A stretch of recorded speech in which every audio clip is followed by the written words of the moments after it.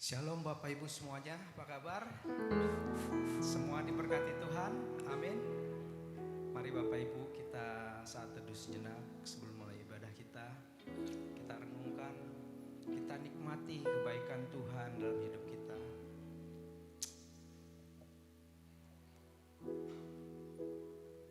Menikmati kasih Tuhan, kebaikan Tuhan dalam hidup kita.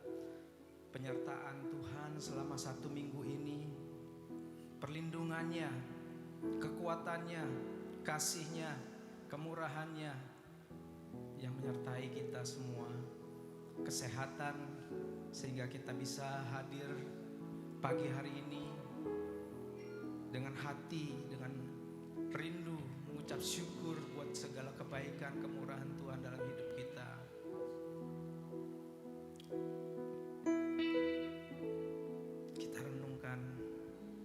Hampiri hadirat Tuhan. Lepaskan semua beban-beban yang begitu merintangi kita. Arahkan hati dan pikiran kita.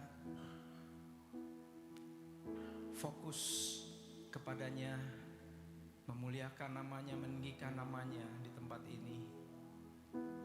Rasakan jamahannya melalui pujian, penyembahan, melalui firman Tuhan yang akan dinyatakan melalui hamba-Nya.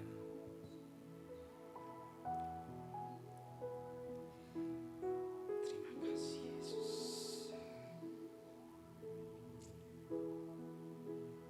Terima kasih.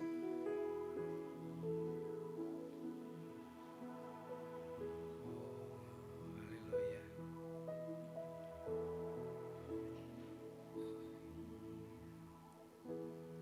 Bapa di surga, terima kasih Bapa penyertaan-Mu di pagi yang indah ini Tuhan. Dengan hati yang rindu, dengan hati yang haus, kami datang beribadah kepadamu Tuhan. Kami mau menyatakan sukacita kami Tuhan. Kami mau menyatakan rasa syukur kami kepadamu Tuhan. Kami mau menyatakan Tuhan penyembahan kami Tuhan kepadamu Tuhan. Hanya Engkau yang kami muliakan Tuhan. Kami rindu mendengarkan pesan-pesan-Mu melalui hamba-Mu Tuhan. Biarlah Tuhan firman-Mu nanti Tuhan yang akan disampaikan melalui Ibu Gembala kami Tuhan, tumbuh di dalam hati kami yang subur ya Tuhan. Berbuah-buah dalam kehidupan kami Tuhan.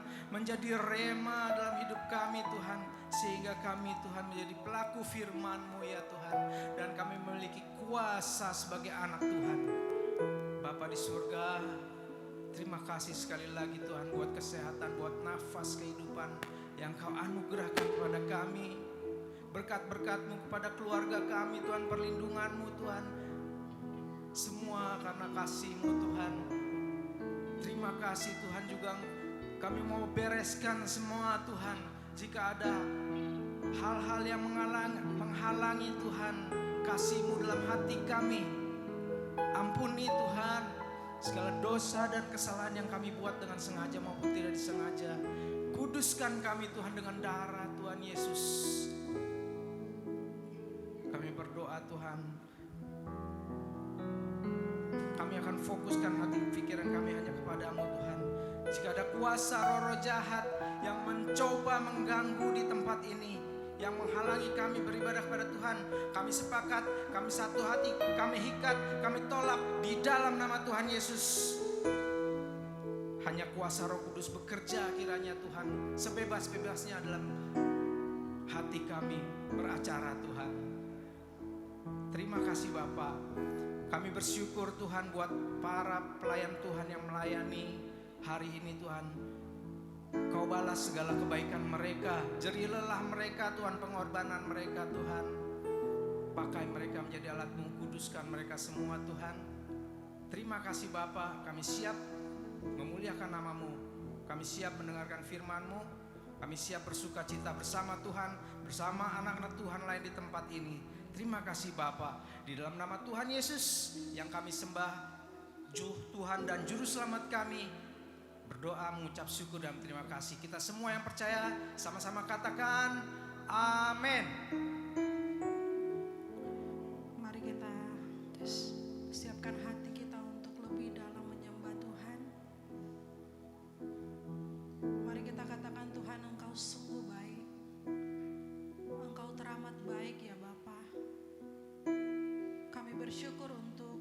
kasih karunia Tuhan yang Tuhan tidak pernah lakukan di dalam hidup kami, Tuhan Yesus. Terima kasih Tuhan Yesus.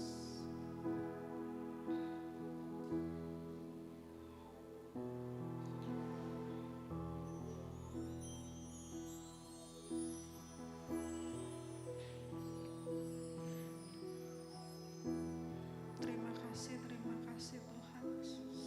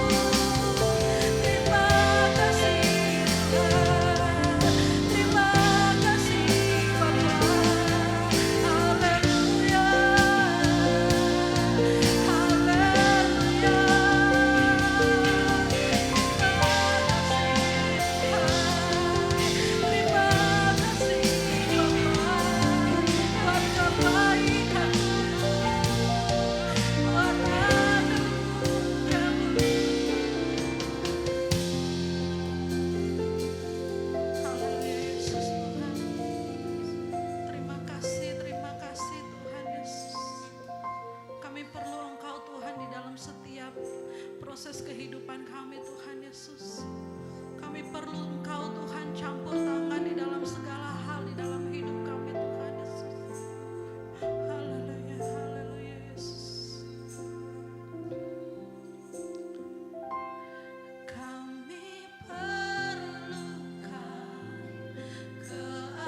keajaiban-Mu. Kami butuhkan sentuhan tangan-Mu. Kami tak dapat jalan sendiri.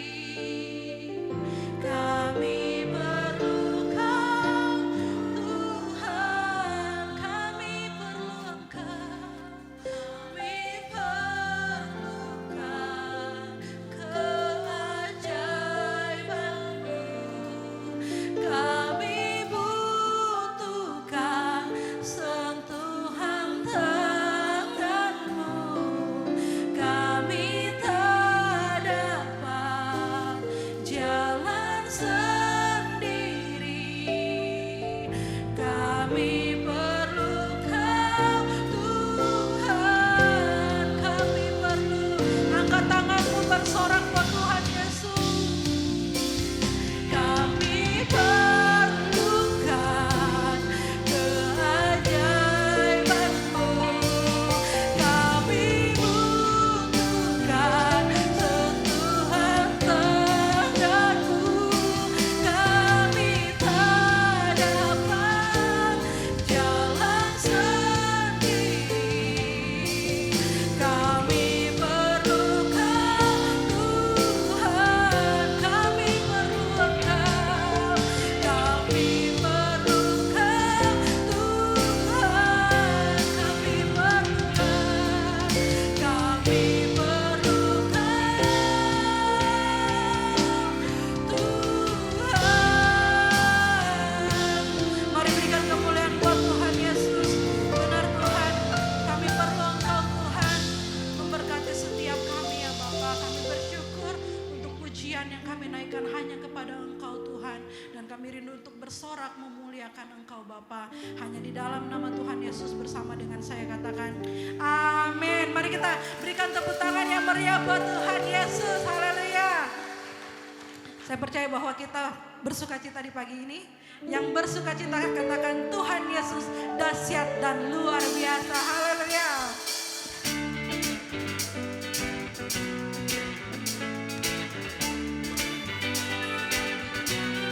Kita bersyukur buat hari yang indah yang Tuhan berikan buat kita.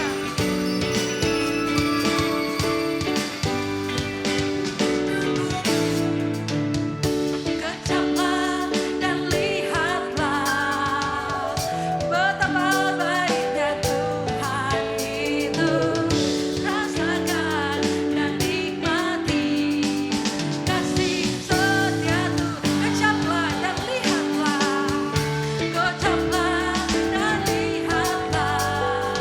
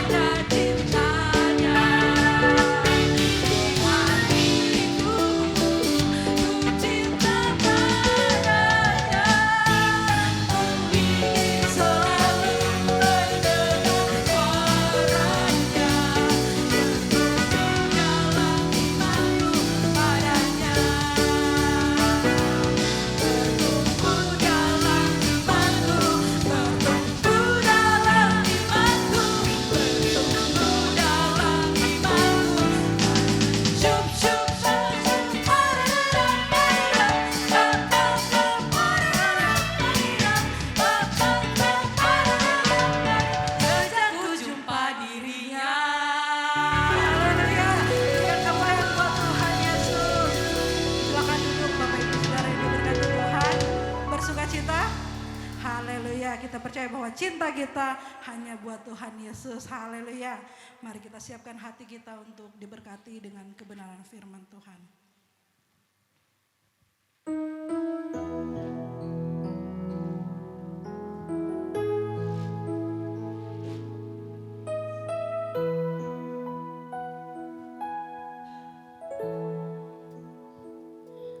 Ku hidup karena percaya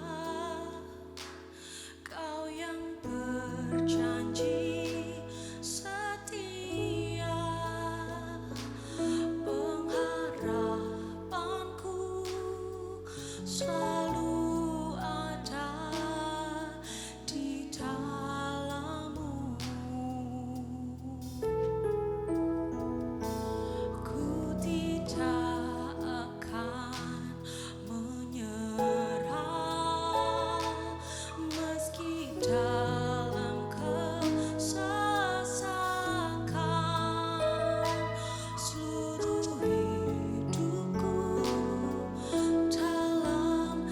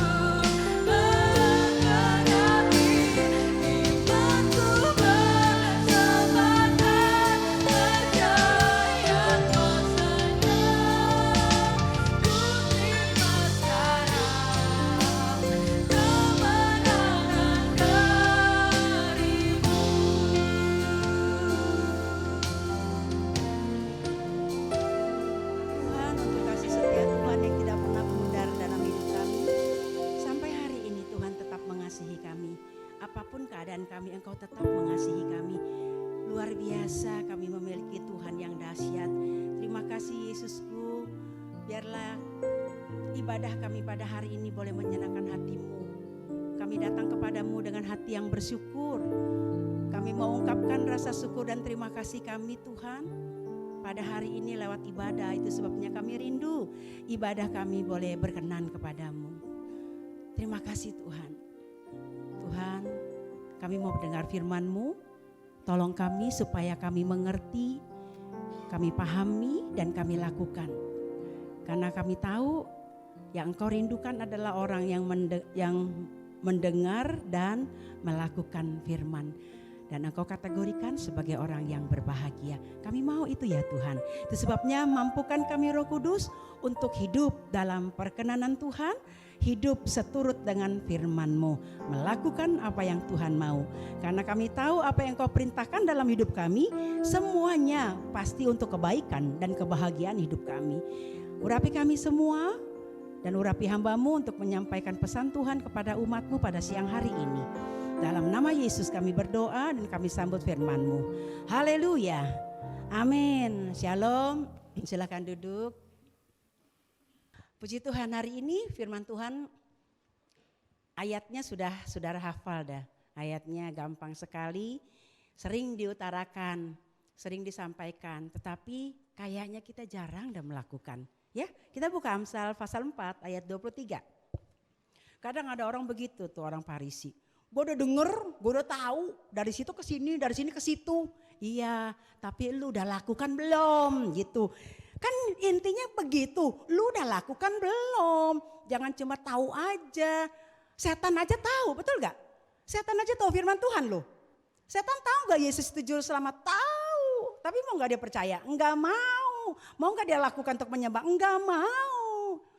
Jadi saya berharap jemaat di tempat ini kita dengar, pahami dan lakukan. Ya mungkin gue udah sering dengar, betul sering dengar, tapi apakah kita sudah melakukannya? Mungkin kita dulu lupa. Tapi ketika kita dengar, Tuhan ajar aku untuk melakukannya. Ketahuilah saudara, apa yang Tuhan perintahkan untuk kita lakukan, itu semua untuk kebaikan kita. Amsal 4 ayat 23. Amsal pasal 4 ayat 23 kita akan baca sama-sama. 2, 3. Jagalah hatimu dengan segala, iya, karena dari situlah terpancar kehidupan. Sekali lagi, jagalah hatimu dengan segala kewaspadaan, karena dari situlah terpancar kehidupan. Yang menulis ini Salomo, orang yang berhikmat, mengerti sekali hatinya yang telah membuat dia hancur.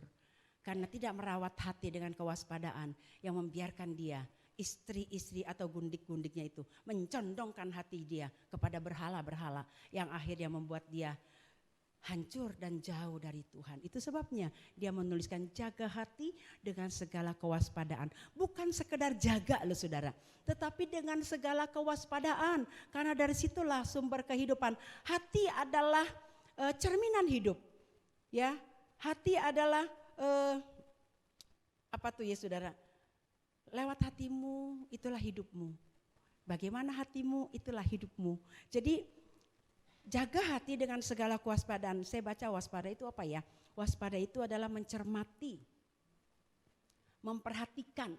Jadi jaganya ya sambil memperhatikan. Kalau misalkan ada sesuatu tumbuh di hati kita yang tidak baik, kita terperhatikan dengan kita, oh enggak baik ini nih, harus dicabut, jangan dibiarkan. Karena lama-lama akan berakar, berbuah dan akan membinasakan hidup kita. Jadi artinya waspada bukan sekedar jaga, tapi benar-benar diperhatikan. Seorang kiper, ya yang jaga gawang itu namanya kiper ya. Dia enggak sekedar jaga, ya gua jaga ada gawang kakinya begini gua jaga dah. Jaga aja mah bisa jebol itu gol dari musuh. Dia enggak cuma sekedar jaga, tapi dia memperhatikan, mencermati bola kemana nih, bola ini kemana nih. Dia jaga begitu, bola melambung ke kiri dia langsung lompat ke kiri. Dia perhatikan kemana ini bola, ke kanan dia lompat ke kanan. Itu artinya waspada. Enggak cuma sekedar jaga. Kalau sekedar jaga mah itu kiper bisa digaplokin sama pemain semua ya saudara. Cuma gua kan udah jaga, kan namanya kiper kan jaga. Bukannya jaga bro, cuma bukan sekedar jaga, tapi waspada, mencermati. Sehingga gawang terselamatkan, tidak banyak gol oleh musuh begitu ya. Begitu juga dengan hati kita. Bukan sekedar jaga, ya Tuhan saya jaga. Tapi kita tidak memperhatikan. Kadang-kadang benih-benih yang jahat itu gampang sekali tumbuh loh dalam hati kita. Sadar tidak sadar kita seringkali tumbuh itu. Ya betul gak? Contoh, kita melihat orang lebih dari kita. Kita itu benih iri hati mulai tumbuh. Kalau kita nggak cermat, nggak memperhatikan, kita biarkan lama-lama tumbuh saudara dengan besarnya yang akhirnya membawa dampak yang sangat tidak baik. Jadi waspada itu mencermati. Suster apa ya, babysitter tuh penjaga, pengasuh anak ya. Kalau cuma sekedar jaga itu membahayakan anak. Ya jaga aja, liatin, jaga doang kok gitu. Enggak sekedar jaga, pengasuh anak enggak sekedar jaga, tapi ikutin anaknya kemana, liatin anaknya kemana. Itu namanya waspada, menjaga dengan waspada. Saya besuk teman di Husada, lalu di sebelahnya ada anak kecil ya, umur 3 sampai 4 tahun dan laki-laki.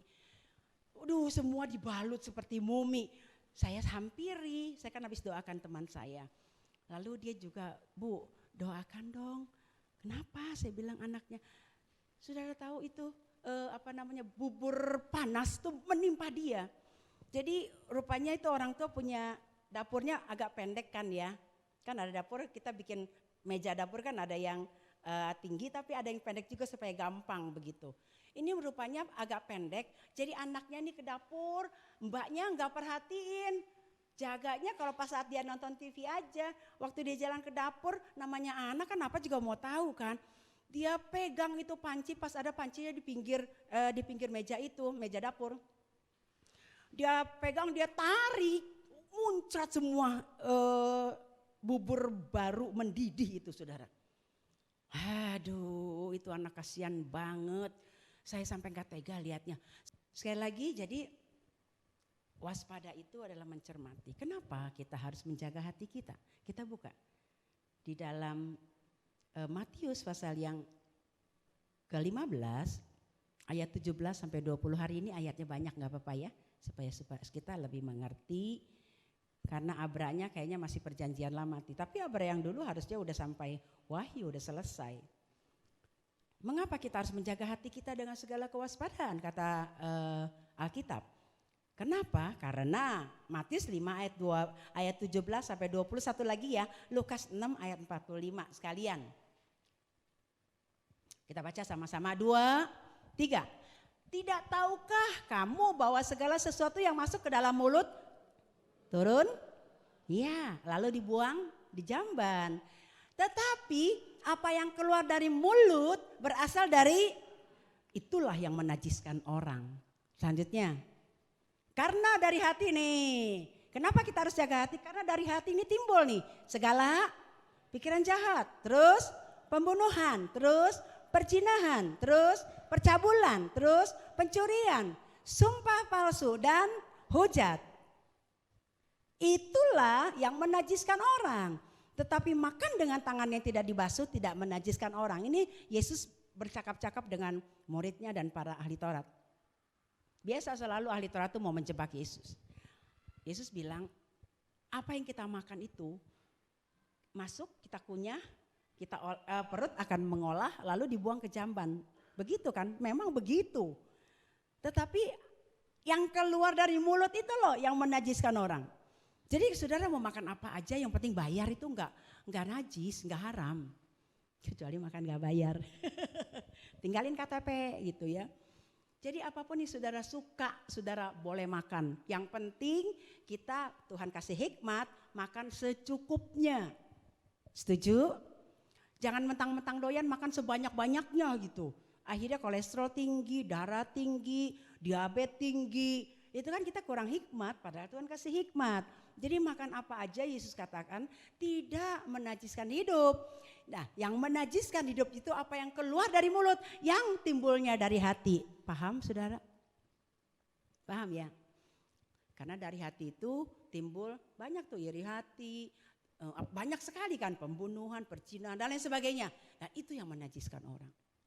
Jadi Yesus katakan kepada murid-muridnya, kepada orang ahli-ahli Taurat, lu makan apa aja nggak apa-apa, makan gak cuci tangan juga nggak apa-apa, paling mencret kalau tanganmu kotor. gitu, begitu kan saudara. Jadi makan aja boleh. Dari hati itu timbul segala hal yang jahat. Lukasnya kita belum baca. Lukas pasal yang ke berapa? 6 ayat 45. Kita baca lagi sama-sama. Lukas pasal 6 ayat yang ke-45. 2, 3. Salah, ini Matius. 6 Lukas 6 ayat 45. Ya, 2, 3. Orang yang baik mengeluarkan barang yang baik dari perbendaharaan hatinya yang baik. Dan orang yang jahat mengeluarkan barang yang jahat dari Jadi hati itu menentukan hidupmu. Hati yang baik, hidupmu baik. Kan dikatakan begitu, ya. Jadi kalau hatinya baik, apa yang diutarakannya juga baik, apa yang diucapkannya juga baik. Tapi hatinya jahat, yang diucapkan juga hal-hal yang nyebelin, saudara ya. Jadi hati-hati dengan hati ini, jaga dengan segala kewaspadaan. Tanpa kita sadari kadang-kadang kesombongan juga tumbuh dalam hati kita, ya. Gak suka sama orang, merasa disaingi. Itu bisa berakar loh saudara. Jadi harus kita cepat mencabutnya, minta Tuhan cabut di dalam nama Yesus, jangan sampai itu berakar, akan merusak hidup kita. Kain ketika melihat persembahannya tidak diterima oleh Tuhan, tapi Habel yang diterima, lalu dia apa? Panas hati kan, iri hati. Iri hati mendatangkan panas hati, kurang ajar gitu ya. Adik gua lebih diterima, akhirnya apa efeknya? Dampaknya adiknya dibunuh. Orang yang udah panas hati menguasai hatinya, gelap mata, gak mikir itu saudara kandung, gak mikir. Dia bunuh untuk apa? Melampiaskan panas hati dan iri hatinya. Jadi jahat sekali. Itu sebabnya Salomo katakan jaga hati itu. Hati-hati, waspada. Karena gampang sekali iri hati itu bercokol. Iri hati atau panas hati itu dendam, pahit hati, merasa orang nggak menghargai kita. Aduh, itu jahat sekali. Akhirnya yang dilakukan pun jahat. Itu Kain. Saul kan orang yang diurapi Tuhan, hamba Tuhan saudara. Tapi dia iri hati sama si Daud. Panas hatinya ketika orang-orang dari kampung begitu ya. Sekampung lah begitu Daud datanglah habis berperang. Orang-orang main rebana, Daud membunuh berlaksa-laksa, Saul beribu-ribu, Daud berlaksa-laksa. Memuji Daud, marah si Saul, kurang ajar. Akibat tersaingi, hati yang tidak dijaga karena iri, karena merasa disaingi, panas hati, akhirnya dampaknya apa saudara? Cari kesempatan untuk membunuh si Daud, betul gak? Berapa kali dia bunuh Saul? Saul mau membunuh Daud. Ketika Daud main kecapi, Saul dengan panahnya. Saul itu pasti pandai memanah, kenapa? Karena dia jago berperang. Sebelum dia menjadi raja memang dia orang-orang yang bisa berperang ya. Ketika dia melepaskan panahnya harusnya tepat sasaran, kena kepada ke jantung Daud atau ke kepala Daud begitu. Tapi Tuhan itu melindungi. Tuhan cuma geser aja Daud, badannya sedikit digeser. Daud nggak tahu kalau Saul memanah dia dari jarak jauh, nggak tahu Daud. Karena sakit hatinya, iri hati sebetulnya, merasa tersaingi. Tuhan mau menolong Daud, Tuhan miringkan aja badannya, lewat tuh anak panah. Tapi terus dikejar si Saul, si Daud dikejar terus oleh Saul. Kenapa? Karena amarah, sakit hati itu enggak cepat diredam, enggak cepat dicabut. Dia akan terus menggerogoti, menguasai dan akhirnya merusak dirinya sendiri dan juga merusak orang lain. Coba deh saudara, saudara iri hati dengan orang, panas hati dengan orang, merasa disaingi. Lihat orang itu aja empet saudara. Dan doanya gak tulus lagi. Doanya begini, Tuhan biar usahanya bangkrut tuh Tuhan. Tuhan biar dia celaka. Terus kalau kita dengar sesuatu yang terjadi sama dia tuh, haleluya, terima kasih engkau dengar doaku. Geblek. Tuhan dengar doa, gak bakalan Tuhan dengar doa orang-orang yang tidak tulus hatinya, itu orang fasik gitu. Iya, hatinya gak baik. Hatinya gak baik, orangnya pasti gak baik saudara. Ada orang gak merasa dihargai, marah minta ampun. Untuk apa sih? Ya penghargaan manusia, untuk apa sih? Kalau gak dihargai juga gak apa-apa saya. Ingat sekali dulu sama Pak Sam dikasih tiket VIP loh. Saya lihat tiketnya VIP kok. Ada satu acara apa gitu saya lupa. Hamba Tuhan dari luar negeri kan gitu. Orang Indonesia mah kalau hamba Tuhan luar negeri itu terpukau banget. Padahal mah menurut saya biasa-biasa aja. Gak tahu, yang penting hidupnya itu berkenan enggak sama Tuhan. Yang paling penting itu saudara. Banyak manipulasi orang. Saya berdua nih Pak Samuel, kan kita kan memang orang sederhana. Ya kan, sampai sekarang juga sederhana. Apa sih yang mau dibanggakan, apa sih yang mau dipamerkan? Malu deh, kita bukan pemilik, kita cuma pengelola.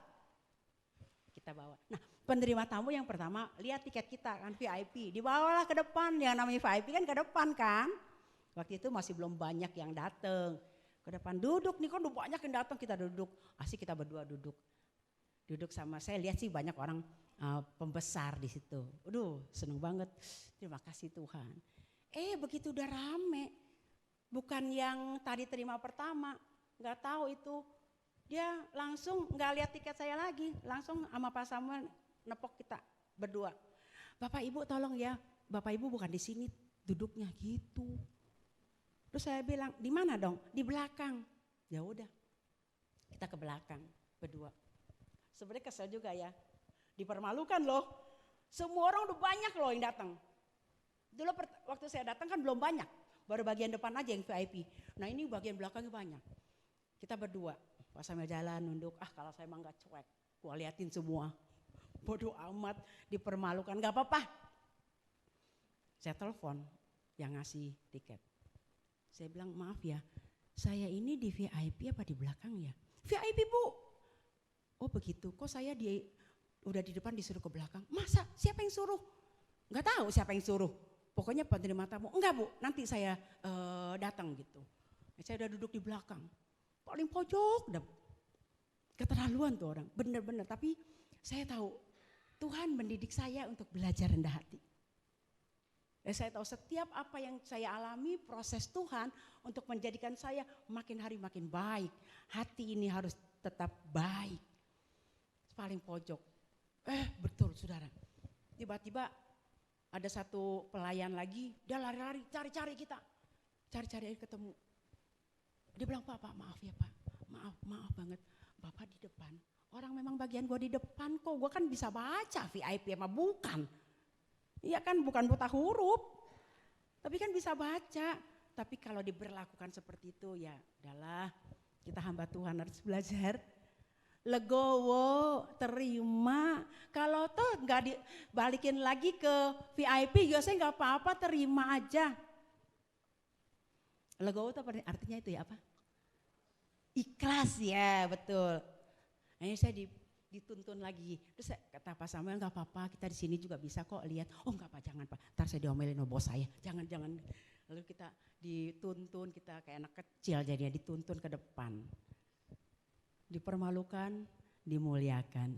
Amin. Gak apa-apa, jangan sakit hati. Saya gak sakit hati pada waktu itu. Ya. Lalu, apa tuh? Panas hati ya, gak dihormati orang. Jangan panas hati. Satu saat ada orang juga gak menghormati kita, gak menghargai kita loh saudara. Ya. Udahlah legowo aja, ikhlas aja. Gak perlu penghormatan orang, gak apa-apa. Yang penting hidup kita berkenan kepada Tuhan. Hidup kita itu milik Tuhan kok. Yang menentukan hidup kita tuh Tuhan kok. Yang memberikan rezeki dan berkat Tuhan kok. Betul gak saudara? Jadi gak apa-apalah kalau orang lain gak menghargai kita, jangan panas hati. Haman ketika Mordekai gak berlutut, masih ingat kan nih ceritanya? Haman marah banget. Kan dia minta semua orang berlutut. Ketika dia lewat, Mordekai nggak mau berlutut. Karena Mordekai punya prinsip, aku harus berlutut dan menyembah hanya kepada Tuhan. Bukan kepada manusia. Siapapun dia nggak mau saya. Haman lihat siapa itu? Dia tanya siapa itu? Mordekai. Marah panas hati. Setiap orang yang panas hati pasti mau melukai orang yang membuat dia panas hati. Itu dampaknya kalau kita nggak bisa menjaga hati kita. Bukan saja Mordekai dia menganggap, wah gua cemen kalau gua cuma bunuh dia. Tanya, dia itu siapa sih? Selama ini gua gak tahu dia. Oh dia itu Mordekai, dari mana asalnya? Ceritain, dia itu dari orang-orang gini. Oh begitu, kalau gitu bunuh semua. orang yang ada di benteng Susan, orang yang ada di seluruh kerajaan Ahasveros, yang orang-orang Yahudi. Pada waktu itu banyak orang nggak tahu loh kalau Mordekai, Esther itu orang Yahudi. Esther kan ratu waktu itu, menjadi ratu, tapi dia juga tidak punya kuasa ketika si Haman ini sudah diberikan hak untuk membunuh. Sampai akhirnya kalau saudara baca, tangan Tuhan yang luar biasa menolong umat Allah terselamatkan, ya. Jadi jangan panas hati merusak dirimu dan merusak orang lain. Dan akhirnya Haman yang digantung, bukan Mordekai, Haman yang digantung. Bisa dibalikan loh keadaan oleh Tuhan. Gak apa-apa saudara, belajar rendah hati. Ketika ada iri hati, ketika ada merasa disaing, ketika orang gak menghargai kita minta Tuhan cabut itu semua. Berikan hati yang legowo, hati yang ikhlas, hati yang rendah. Orang yang rendah hati diapa-apain juga. Alah udahlah, masa bodoh, cincailah gitu. Gak apa-apa, gue lakukan buat Tuhan kok, bukan buat lu. Gitu saudara ya. Jadi kalau enggak, itu bisa Tuhan balikan. Tadi kan buat Mordekai itu tiang gantungan. Tuhan bisa balikan dia sendiri yang digantung akhirnya. Tahu gak nih ceritanya? Tahu ya? Kan Abrahamnya udah selesai. Sekarang Abrahamnya baru lagi kan, baru sampai di imamat. Imamat berapa? Yang benar dapat bakso goreng. Imamat berapa hari ini? Imamat 21 dan 22. Karena saya yang bikin. Karena ulasannya saya yang bikin. Jadi begitu harus dijaga. Sekarang bagaimana cara kita menjaga hati kita ya? Kita buka. Supaya cepat. Bagaimana kita menjaga hati? Mazmur 119 ayat 9 dan sampai ayat 11. Banyak kan ayatnya, mendingan supaya baca di sini. Di rumah mah jarang banget baca Alkitab. 2, 3.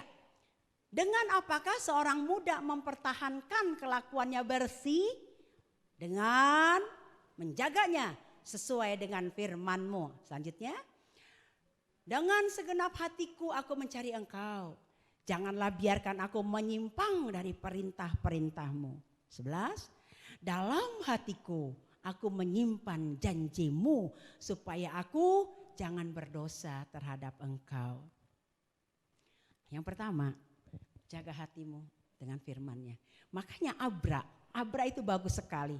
Saudara dilatih untuk baca Alkitab. Baca enggak saudara Alkitabnya 1 hari 2 pasal? Kan itu bisa baca pagi, bisa baca siang sambil di kantor juga bisa. Ada jam istirahat kan jam 12, bacalah 2 pasal mah sebentar banget. Itu yang akan menjaga hati kita. Kenapa? Karena ketika kita baca, firman itu berkuasa untuk membentuk kita, menegur kita. Ketika kita baca, jangan iri hati, jangan begini-begini, jangan panas hati. Begitu kita ingat ya Tuhan, saya ada iri hati tuh sama dia. Saya iri hati sama dia, saya panas hati ketika kemarin dia lakukan hal ini kepada saya. Nah ketika kita baca, itu kita bisa redam loh saudara. Ya, kita bisa redam dan tidak akan terus bertumbuh subur dalam hati kita. Kita akan redam dan lama-lama kita bisa hilangkan. Dengan firman, aku menjaga hatiku. Lalu dikatakan lagi Daud, firman-Mu itu kutaruh dalam hatiku supaya aku tidak berdosa kepadamu. Ya, karena hati sangat mempengaruhi hidupmu. Ketika firman ditaruh dalam hati, baca, firman menjadi rema dalam hatimu. Dan itu terpancar dari kehidupan kita, dalam kehidupan kita. Dia berkuasa sehingga hati ini akan jadi bersih. Ya, yang kedua, bagaimana kita menjaga hati kita? Bergaulah dengan orang-orang yang hatinya juga baik. Pilih komunitas yang baik. Setuju? Karena pergaulan yang gak baik itu merusak kelakuan yang baik. 1 Korintus 13 ayat berapa tuh? 1 Korintus 15 ayat 33. Ya, 23 kita baca sama-sama. Janganlah kamu sesat. Pergaulan yang buruk merusak kebiasaan yang baik. Paulus tahu itu dalam penggembalaannya di Korintus, di Tesalonika, dan dia katakan kepada jemaatnya, ingat, perhatikan pergaulanmu, komunitasmu. Kalau komunitasmu tidak baik, pergaulanmu tidak baik, merusak kebiasaanmu yang baik, merusak imanmu. Dengan siapa saudara bergaul? Menentukan hidupmu seperti apa. Ya, setuju? Saudara bergaul dengan penjina, pasti nepak. Dosa itu menular. Kalau kebaikan mah susah bener nularnya. Tapi hal yang jahat gampang banget nularnya. Saudara bergaul dengan penjudi, pasti ikut berjudi. Pasti. Enggak bu, ya sekarang enggak. Tapi lama-lama akan ikut berjudi. Dekat air kita basah. Dekat arang kita hitam. Tahu enggak arang? Udah enggak ada ya arang ya? Masih ada kan buat tukang sate ya? Dekat arang kita hitam. Maksudnya jadi cemong begitu. Itu pepatah bener. Ketika pergaulan kita dengan orang-orang yang tukang bohong, kita pasti jadi orang tukang bohong kok. Iya. Kita bergaul dengan orang penipu, kita pasti jadi penipu. Cepat banget menularnya. Jadi perhatikan bagaimana komunitas kita, bagaimana pergaulan kita. Jangan hari Minggu haleluya, Senin haleluya. Ya, lupa pesan Tuhan. Udahlah bergaul sama siapa aja. Bu kalau saya nggak bergaul ya pilih-pilih. Nggak ada kangtau. Yang memberikan kangtau itu kita Tuhan. Bukan karena pergaulan. Betul memang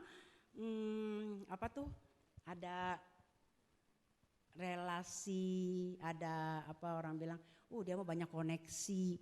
Saudara kalau ketika kita koneksinya Tuhan, aduh nggak usah khawatir deh. Tuhan sendiri yang membuka jalan 1001 cara Tuhan menolong saudara. Ya. Nggak usah mentang-mentang dia kasih koneksi apa juga disuruh sama dia boleh mau walaupun dosa, jangan bikin marah Tuhan, ya nggak berkenan hidup kita kepada Tuhan. Jangan saudara pikir nggak apa-apa sedikit-sedikit, judi sedikit-sedikit dari hal yang kecil akan menjadi besar, dari yang sedikit-sedikit bisa jadi banyak, betul nggak? Jangan. Ketika kita tahu komunitas kita, aduh ini penjudi ya, kita pasti terpengaruh loh. Jangan sudah bilang gak apa-apa lah berjudi bu, nanti untungnya buat gereja. Jangan juga, jangan ya saudara. Saya selalu beritahu kepada saudara, tidak ada orang kaya karena judi. Betul gak? Enggak ada orang kaya karena judi. Bandar judi aja bisa susah, bisa bangkrut. Enggak ada orang kaya karena judi. Ingatlah penyanyi dangdut, siapa yang nyanyi sih? Aku melarat karena judi. Gitu saudara ya. Siapa sih yang nyanyi itu? Hah? Konong. Itu kan mengajarkan kita, mengingatkan kita bahwa judi itu membuat kita susah, membuat kita banyak utang. Iya kan? Lanjutannya begitu. Aku melarat karena judi. Terus apa lagi ya? Aku sengsara karena judi, banyak utangku karena judi, judi membuatku mati gitu tuh. Ingat sekali tuh saya, hafal. Pecinta dangdut itu zaman dulu. Jadi itu kenapa saya hafal? Karena itu merupakan satu pembelajaran. Iya ya, judi itu membuat orang susah, judi itu membuat orang mati, judi itu membuat orang banyak utang. Berapa banyak itu di berita orang karena kalah judi bunuh diri. Sebelum dia bunuh diri difotoin dulu, terus baru dia videoin kan, terus dia minum racun. Jadi orang tahu ketika dia lari ke hutan kan, belum lama ini di TV, nggak punya TV ya. Jadi orang yang mendapatkan dia kan keluarganya bilang hilang. Jadi dicari-carikan, dapatkan dia, ada videonya, ternyata karena hutang. Dia minta maaf sama anak istrinya karena hutang, dia tidak bisa lagi tutupi dan dia malu. Akhirnya dia bunuh diri. Belum lama saya ke Genting. Biasalah kalau udah ada cucu tuh ngikutin cucu ya. Betul. Orang bilang kalau ada cucu tuh bisa lebih sayang cucu. Bukan berartinya lebih sayang cucu daripada anak. Maksudnya tuh bisa sama cucu tuh bisa aduh udahlah gak apa-apa lah gitu. Kita ikutin aja. Mamanya tuh disiplin. 3 kali tidak taat time out gitu. Ini anaknya bener-bener dah. Sekali 2 kali tetap aja ngeyel. Bener ketiga kalinya di time out dia masuk ke rumah saya nangis. Saya bilang kenapa Prin? Aku time out kata mamanya. Saya peluk dong. Oma juga time out sama-sama. Kalau Oma mau nolongin dia, Oma juga time out berdiri di situ. Sampai saya bilang boleh bebas. Oh ya udah nggak apa-apa. Oma di time out, udah saya peluk dia kasihan kan nangis. Mungkin Oma kayak begitu kali ya. Sampai anak saya yang kecil, Mama sama Prince kayak begitu banget sayangnya. Dulu aku sedikit aja mama aku ngomel. Mungkin sama cucu kayak begitu ya. Jadi iri itu si bontot. Dulu aku kalau apa-apa mama udah bilang langsung ngomong, Shannon ambil mata melotot. Aku jadi udah takut, aku diem aja. Prince enggak katanya. Mama di time out juga bareng-bareng. Ya udah time out bareng sama Oma dah. Terus saya di time out, kasihan kan. Saya ikut nih dia ke Genting. Di Genting kan ada yang itu ya, kasino kan ya. Pernah masuk ya? Itu ya ke Genting tuh. Nenek-nenek ampun sakit. Sampai kasino mas sehat tuh tongkatnya dilepas. Gue bingung pengaruh judi bisa kayak begitu ya. Kan dari Genting turun naik itu ya gondola. Saya yang Pak Samuel naik gondola. Terus ada dua yang cek-cek. Kayaknya dia kalah judi deh. Mukanya kusut. Udah gak bisa dicak lagi dah. Udah kayak layangan kusut. Udah gitu pakai sendal jepit. Dia udah lusuh berdua. Kata Pak Samuel, ini pasti kalah judi. Bener, kalah judi kayaknya dari kemarin dia. Judi sampai semalaman kali ya kalah. Kalau dia menang mah berseri-seri wajahnya, betul gak? Kalau saudara menang judi kan gitu kan, berseri-seri kan. Kasihan loh, sampai kayak lamcai begitu. Kata Pak Samuel orang begitu tuh kalau udah judi kayak nyandu. Ya kayak candu. Hati-hati makanya hati-hati dengan pergaulan. Sedikit aja bisa nyandu. Apa aja narkoba juga begitu, sedikit nyandu, jangan coba-coba. Saudara-saudara bergaul dengan orang yang suka narkoba bisa kena. Itu sebabnya hati-hati dengan pergaulanmu. Jangan pikir anak pendeta juga enggak bisa begitu loh. Makanya sebagai orang tua saudara tolong ya. Ada waktu buat anak-anak, jangan sampai anak-anak kebablasan. Teman saya pendeta loh, berapa anaknya yang kena narkoba dan akhirnya meninggal. Yang satu untung, waktu dia sakau ya. Sakau, benar ya sakau. Dia panggil Pak Samuel, malam-malam itu kita. Pak Samuel tolong dong, kenapa anak sakau? Kata Pak Samuel, apaan tuh sakau? Iya Pak, ayo Pak kemari aja. Itu berapa tahun yang lalu, bukan sekarang. Sekarang gue ngerti sakau itu apa. Kesana anaknya lagi sakau saudara. Pak Samuel gak cukup doain. Setelah Pak Samuel doain, bawa ke rumah sakit. Ya kan rumah sakit diinfus, diikat. Lalu Pak Samuel bilang sama mamanya, ini pendeta loh. Orang tuanya pendeta. Masuk rehabilitasi. Enggak cukup dengan doa. Lu tumpang tangan, tumpang kaki juga enggak bakalan. Dan tolong pergaulannya dihentikan, HP-nya tuh diambil aja. Kalau enggak bisa aja teman-temannya masih hubungin dia. Puji Tuhan loh, sekarang melayani Tuhan. Bebas. Kenapa? Karena putuskan hubungan dengan komunitasnya, dengan teman-temannya enggak bisa lagi. Kalau dia masih pegang HP, dia masih hafal. Walaupun dihapus tuh teman-temannya kan masih tahu nomor HP-nya. Ya bisa aja hubungin kan. Jadi mendingan ganti HP, putus hubungan. Puji Tuhan loh, sekarang berkeluarga dengan baik, melayani, bantu papanya. Puji Tuhan. Dan kalau yang terakhir itu saya meninggal, aduh kasihan banget dah. Mungkin mending langsung meninggal, enggak saudara. Sampai sakitnya, sampai mamahnya tuh nyuapin, kayak lumpuh gitu. Jadi kayak lumpuh begitu, padahal dia udah mau melayani ya, udah sekolah teologi ya. Tapi efek dari narkoba itu ya ternyata tetap tidak bisa tertanggulangi. Akhirnya dia meninggal. Terus ada yang bilang begini, kan Tuhan Maha Kuasa gitu ya. Betul, Tuhan Maha Kuasa. Tuhan izinkan, gak apa-apa. Yang penting lu udah bertobat dan itu yang memberikan keselamatan. Tapi efek daripada apa yang kau lakukan itu ya akan berdampak. Dan orang tuanya pun ya berserah kepada Tuhan. Anak pertama, laki-laki satu-satunya. Kasihan sekali. Makanya perhatikan di mana saudara bergaul, anak saudara bergaul, kepada siapa dia bergaul. Komunitas yang baik akan membuat hidup kita baik. Yang setuju katakan amin. Ya, kita harus begitu ya. Terakhir, enak kan kalau terakhir mata melek semua, ya yang di atas juga. Bagaimana kita menjaga hati kita? Latih hati ini untuk bisa terus bersyukur, untuk bisa belajar bersyukur. Ya, itu akan membuat kita enggak membiarkan iri hati, enggak membiarkan panas hati, enggak membiarkan persaingan tumbuh dalam hati kita. Latih untuk belajar bersyukur. Bersyukur saudara adalah emosi positif yang sangat berperan sekali untuk hidup kita menjadi baik dan sehat. Bersyukur itu. Ya, saya lihat saya baca kemarin baru baca ada seorang bapak, dia jadi penjaga sekolah, udah 20 tahun sekolah kerja jadi penjaga sekolah dan bersih-bersih sekolah begitu. Udah 20 tahun dengan beberapa kali ganti yayasan ya dan kepala sekolah, kepala yayasan ganti. Nah, waktu pergantian kepala yayasan yang baru ditetapkan bahwa penjaga sekolah harus bisa baca, tidak boleh buta huruf. Nah, mau tidak mau dia dipanggil. Nah, karena persyaratannya seperti itu, dia harus keluar dari pekerjaan itu. Padahal 20 tahun loh, dengan gaji yang sangat minim sekali. Untungnya dia nggak punya anak, cuma tinggal berdua dengan istrinya. Tapi dia belajar untuk bersyukur. Tidak membiarkan hatinya panas, tidak membiarkan hatinya sakit hati. Setelah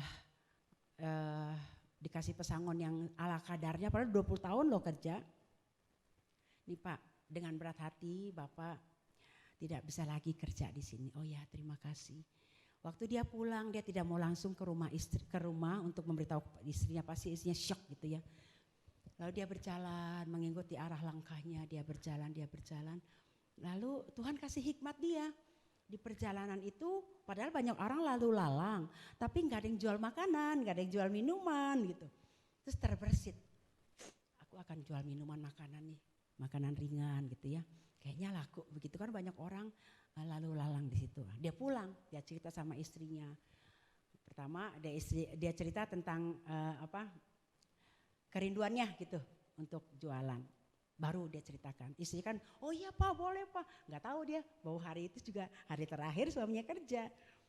Lalu dia bilang, mama saya dihentikan kerja karena tidak bisa membaca dan menulis. Karena peraturan baru oleh yayasan yang baru bahwa yang bekerja di sekolah walaupun penjaga sekolah dan bersih-bersih tetap harus bisa baca dan nulis. Lalu istrinya, peran istri penting. Istrinya bilang begini, ya udahlah Pak, kalau toh kita tidak ada kerjaan lagi, kita terima dengan ikhlas. Kan Papa udah punya rencana mau jualan. Ayo kita kembangkan dengan modal sedikit ini, kita jualannya. Dia jualan tuh. Jadi peranan istri penting loh Bapak Ibu. Keadaan suami misalkan terpuruk atau apa, istri harus menjadi penopang. Istri harus berkata kata-kata penghiburan atau kekuatan. Jangan malah menjatuhkan. Payah sih lu, goblok sih lu, begitu. Itu menghancurkan suami. Tapi ya kita bilang, gak apa-apa Pak, ayo kita jualan. Jualan tuh di pinggir jalan itu, laku. Dia laku sampai dia bisa beli ruko. Hebat. Dia beli ruko, dia dibuka lagi cabang, dia cari lagi jalanan yang belum ada jualan seperti dia. Istrinya juga bisa masak, walaupun yang gak seenak restoran, tapi dia bisa. Jadi sama-sama berjuang tuh suami istri. Di usia yang sudah mulai tua ya, sebutnya udah hampir 50-an begitu saudara. Dia kerja setengah mati, dia berdua. Punya karyawan, buat jaga, dia buka lagi, ada karyawan. Dan duitnya banyak kan, dia ke bank nih. Dia ke bank, kan setiap mau tabungan atau deposito kan harus isi form kan. Isi form ya, dia nggak bisa. Lalu tellernya bilang, Pak isi Pak ini. Terus teller dia bilang, Dek, saya buta huruf, nggak ngerti. Oh ya udah Pak, saya bantu isi. Biasanya kan teller begitu ya, saya bantu isi, Bapak tinggal tanda tangan aja. Tanda tangan bisa kan Pak? Cap jempol, diajarin tuh. Tanda tangan diajarin, bisa. Terus kata tellernya begini, Pak, buta huruf aja duitnya banyak gitu. Apalagi kalau Bapak bisa baca bisa nulis. Terus dia bilang, Dek salah. Kalau saya bisa baca bisa nulis, saya enggak seperti ini usaha. Terus dia cerita pahitnya hidup ini. Sampai si tellernya terperangah, oh begitu. Ya belajar bersyukur. Karena dengan belajar bersyukur kita bisa menghargai keputusan Tuhan, kita bisa menghargai kehendak Tuhan dalam hidup kita, namun kita berkarya, Tuhan terlibat di dalamnya, memberkati karya-karya kita. Dia bilang begitu, aku bersyukur aja, dan itu yang menguatkan hatiku, memberikan berkat, langkahku untuk membuka ini, membuka itu. Sekarang aku sudah buka 3 cabang. Orang yang buta huruf, ya saudara ya, karena dipecat, kalau enggak mah dia tetap aja di penjaga sekolah. Jadi kalau sesuatu yang rasanya enggak enak terjadi dalam hidup kita, belajar untuk bersyukur. Latih hati ini, bersyukur. Jangan ngomel ngedumel sama Tuhan, ya, karena Tuhan Maha tahu. Dengan hati yang bersyukur, kita bisa mensyukuri apa yang Tuhan berikan kepada kita. Kadang-kadang kita nggak tahu bersyukur dah, punya apa udah banyak aja nggak tahu bersyukur tuh, nggak tahu berterima kasih, ada aja ngeluhnya, ada aja kurangnya. Namanya manusia tuh nggak pernah cukup. Kita berbahagia ketika kita bisa bilang cukup dalam hidup ini. Jadi latih hati untuk bersyukur. Seorang dibilang kaya juga enggak. Cuma dia bilang, aduh saya kok nggak kaya-kaya seperti orang lain tuh ya, hidup begini-gini aja. Tapi kan nggak kekurangan. Sementara dia merenung begitu di luar rumahnya, dia lihat pengemis. Terus dia bilang, Tuhan saya bersyukur walaupun saya nggak kaya-kaya. Tapi nggak seperti pengemis itu ya hidupnya dari minta-minta, dari satu pintu ke pintu. Aduh terima kasih Tuhan, aku lihat kenyataan aku lebih bersyukur dari dia. Bisa begitu tuh saudara. Lalu pengemis itu lihat di jalanan orang-orang dikejar-kejar sama polisi.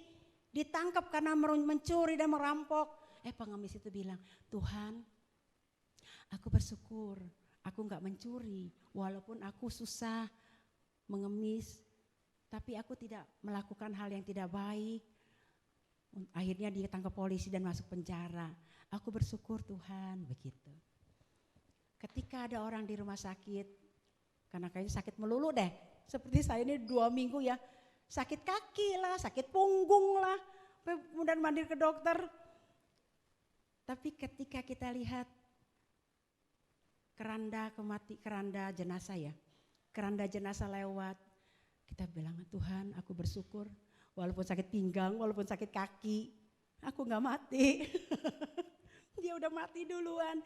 Keranda jenazah lewat di depan kita, kita berkata terima kasih Tuhan. Walaupun aku sakit, aku akan semangat. Aku percaya pasti sembuh. Nah lumayan nih, pinggang saya sembuh. Saya udah berdoa, tapi Tuhan sembuhkan saya lewat dokter. Jadi tetap harus berobat, tetap harus ke dokter. Saya makan obat. Obat nggak tahu nih pinggang kenapa, sama kayak Rosna, kita sama Ros. Kaki sama agak ini, pinggang. Tapi sementara saya lihat, saya bersyukur, jauh lebih bersyukur. Banyak orang juga sakitnya lebih parah dari kita. Ya, jadi hati yang bersyukur jauh lebih baik. Membuat kita tidak maruk, tidak serakah. Hati yang bersyukur bisa menghormati Tuhan, bisa menghargai berkat Tuhan yang kita terima. Hati yang bersyukur akan membuat hidup kita lebih baik, lebih sehat. Ya, lebih sehat. Iri hati itu membusukkan tulang. Alkitab katakan loh, kalau kita simpan iri hati, tulang-tulang kita busuk. Kalau tulang kita busuk, kita gak bisa berdiri lagi, gak bisa ngapa-ngapain lagi. Karena tulang ini penting banget untuk menyangga postur tubuh kita untuk bergerak dan lain sebagainya. Tapi kalau tulang kita busuk, ropos, sudah gak bisa apa-apa lagi. Jadi bersyukur, belajar untuk melatih hati kita bersyukur daripada diisi dengan iri hati, dendam, sakit hati dan lain sebagainya, merusak hidup kita. Ayat terakhir, 1 Tesalonika ayat yang ke-18, ini mestinya ayatnya hafal. Kita baca sama-sama ya, di atas di bawah. 2, 3. Mengucap syukurlah dalam segala hal. Sebab itulah yang dikehendaki Allah di dalam Kristus Yesus bagi kamu. Kenapa Tuhan perintahkan untuk mengucap syukur? Ya karena ada satu kekuatan dalam ucapan syukur. Saya tuh sering, saudara mungkin sering kali ya, narik napas. Gitu kan kayaknya enak ya. Kalau narik napas tuh, kalau habis kerja capek, saya duduk narik napas. Si pasamnya tahu, jangan begitu. Kenapa? Itu membawa dampak yang kurang baik. Jadi mestinya haleluya. Haleluya. beda katanya begitu. Bener, saya ikutin ya yang saya dah, saya ikutin Bebep. Jadi kalau saya mau tarik napas saya bilang, saya nggak loyo, nggak letoy, saya bilang haleluya. Langsung ingat kebaikan Tuhan. Oh iya, hati ini harus bersyukur, hati ini harus mengucapkan terima kasih untuk apapun yang Tuhan izinkan terjadi. Ada kekuatan baru. Ya, mari belajar, latih hati kita dengan mengucap syukur. Itu merupakan satu kekuatan baru buat kita. Kita berdiri bersama-sama, kita naikkan satu pujian, ujilah aku Tuhan, cobalah aku, selidiki hatiku ya Tuhan. Hari ini mata Tuhan tertuju pada hatimu. Dia mengerti apapun keadaan hatimu saat ini. Dan dia sanggup untuk membersihkannya, dia sanggup untuk mengangkat, mencabut akar kepahitan, iri hati, dendam, apalagi hal-hal yang tidak baik dalam hati kita. Hari ini dia mau cabut dalam hati kita. Haleluya. Ujilah aku Tuhan,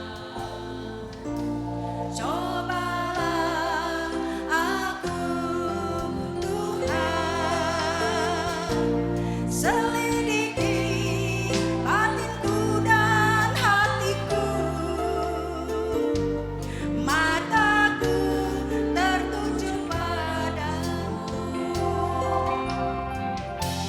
Aku cinta padamu Tuhan, aku rindu hadiratmu Tuhan. Aku ingin selalu dekat padamu, menikmati kehadiranmu. Ku nyanyi Hosana,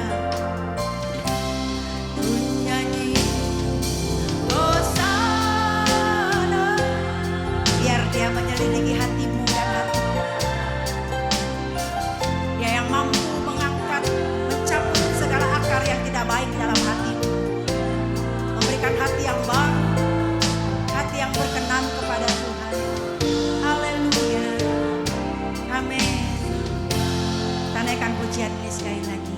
Ibu Yusi akan berdoa untuk firman Tuhan. Aku Tuhan, cobalah aku Tuhan, selidiki batinku dan hatiku, mataku tertuju. Amin. Aku cinta padamu Tuhan, ku rindu. Haleluya, amin.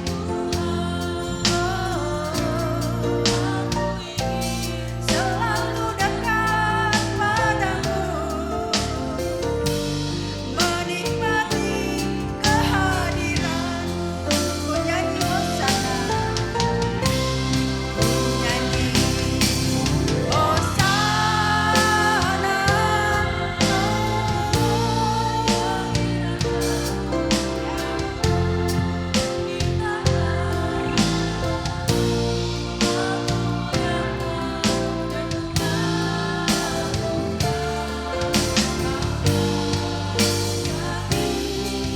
Sembah, kau layak disembah, kau layak disembah.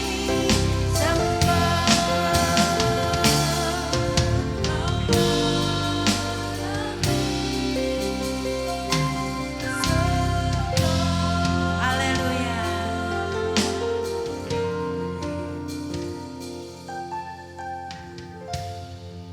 Tuhan, terima kasih untuk firman yang boleh kami dengar pada pagi hari ini Bapa. Biarlah Tuhan mampukan kami untuk melakukannya. Ajar kami untuk bersyukur, untuk selalu bersyukur untuk hidup ini ya Bapa. Terima kasih Tuhan. Ajar kami juga untuk bisa memilih pergaulan kami. Tuhan mampukan kami untuk melepas dari kebiasaan-kebiasaan buruk. Tuhan tolong kami. Kalau kami pada hari ini boleh Tuhan izinkan, boleh Tuhan layakkan mendengar firman-Mu. Kami juga mohon Tuhan, mampukan kami melakukannya Bapa, supaya hati Tuhan disenangkan, supaya kami semua bisa menjadi anak-anak kesayangan-Mu ya Tuhan. Sehingga hidup kami boleh selalu bersyukur, hidup kami selalu dalam pemeliharaan Tuhan. Terima kasih Tuhan. Hanya di dalam nama-Mu Bapa kami berdoa dan mengucap syukur. Haleluya. Amin. Puji Tuhan, silakan duduk Bapak Ibu Saudara yang diberkati Tuhan.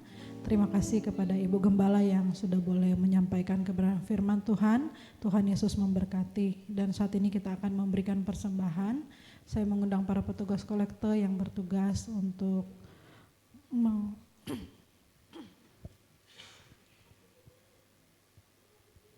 dan sebelum kita memberikan persembahan, kita akan berdoa.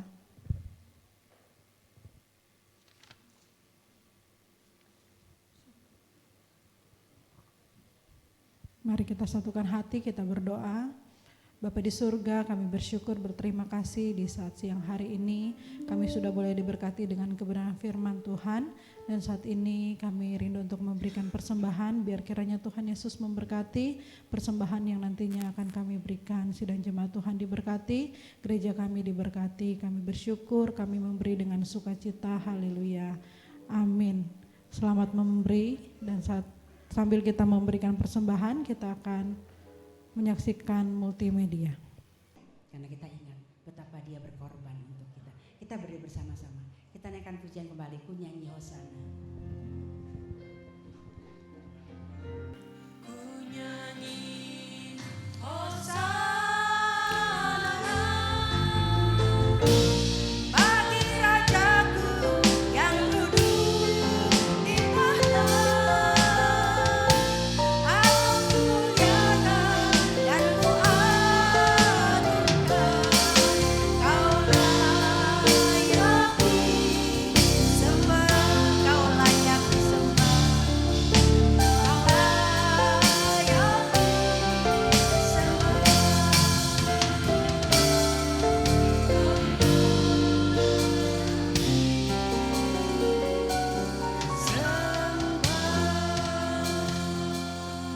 Engkau layak disembah Tuhan. Seluruh bumi dan surga menyembah-Mu. Engkau layak untuk menerimanya. Karena Engkau Tuhan atas semesta. Bahkan Engkau korbankan hidup-Mu untuk kami orang berdosa. Layak Tuhan, Engkau terima pujian dan penyembahan kami. Terima kasih Tuhan, ingatkan kami betapa kami harus mengingat segala kebaikan dan pengorbanan-Mu. Sehingga apapun yang terjadi dalam hidup kami tidak akan membuat kami patah semangat, tidak akan membuat kami mudah menyerah, dan tidak akan membuat kami lepas dari genggaman kasih-Mu Tuhan. Tolong kami akan tetap teguh mengiring Tuhan, melayani Tuhan sampai Tuhan memanggil kami pulang dalam kebakaan. Terima kasih Tuhan, inilah kerinduan kami. Biarlah kami menjadi anak-anak-Mu yang setia dan yang mengasihi Tuhan lebih dari segalanya. Tuhan, berkati seluruh pelayan yang sudah ambil bagian pada hari ini. Berkati mereka, berkati koordinator dan tim, berkati semua yang sudah melakukan ibadah-Mu. Karena kami tahu Engkau memperhitungkannya. Memberkati tangan-tangan yang sudah memberikan persembahan, memberkati juga tangan-tangan yang sudah mengembalikan perpuluhan. Sesuai dengan janji firman-Mu, biarlah berkat Tuhan, janji Tuhan nyata dalam hidup mereka. Terima kasih Tuhan, inilah doa kami. Tolong juga anak-anak-Mu yang datang pada hari ini, Engkau mengerti dan Engkau peduli atas mereka. Yang sakit Tuhan jamah dan sembuhkan, yang susah Tuhan hiburkan, yang lemah dikuatkan, yang mengalami jalan buntu Tuhan kami percaya 1001 cara Tuhan membuka jalan buat mereka. Kami tidak pernah takut untuk melangkah di hari esok kami, karena kami tahu siapa yang memimpin hidup kami. Engkau Allah yang luar biasa. Sekarang Tuhan kami mau pulang, kami mohon perlindungan-Mu seperti Tuhan menghantar kami datang ke tempat ini. Kami angkat tangan di hadapan-Mu Tuhan, ulurkan tangan-Mu, berkati umat. Sudah yang dikasih Tuhan, kasih setia Tuhan tidak pernah berubah dalam hidupmu. Dia mengasihi-Mu apa adanya. Dia tidak pernah melihat hidupmu di masa lalu. Dia mengasihi. Yang paling penting, hiduplah dalam pertobatan yang sungguh. Allah memberkati keluargamu, Allah memberkati setiap rencanamu ke depan, Allah memberkati jerih lelah dan pekerjaanmu. Percayalah, Dia terlibat dalam segala kehidupanmu. Kebajikan dan kemurahan akan mengikutimu seumur langkah hidupmu. Sekarang pulanglah, bawalah damainya, bawalah sejahteranya, dan pimpinan Roh Kudus akan terus ada bersama dengan kita dari sekarang sampai selama-lamanya. Haleluya. Yang diberkati katakan amin.